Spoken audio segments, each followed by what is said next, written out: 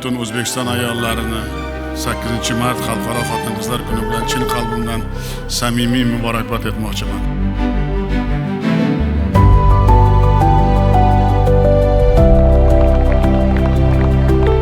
Sizlar tadbirkor, olim, muallim, shifokor, muhandis, davlat va jamoat arboblari, bir so'z bilan aytganda xonadonlarimiz farishtasi, oila va jamiyat tayanchi desak ayni haqiqatni aytgan bo'lamiz. Eng katta duo kimniki? Onaniki. Sizlar duolaring bilan mana shu ulug'ayon kunlarda baribir men sizlar bilan uchrashishimdan shunday xursandmanki, diydor ko'rishish nasib etgani ham bu ham katta baxt.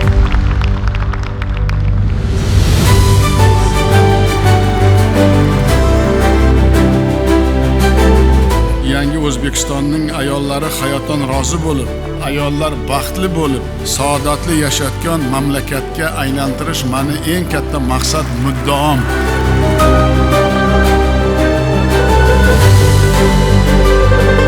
Sizlarni bayramlar bilan tabriklab, oilaviy baxt, sihat, salomatlik, iloyim mana shu tinchligimiz, osoyishtaligimiz bardavom bo'lsin. Hammamiz bir bo'lib ishlasak, natija bizniki bo'ladi.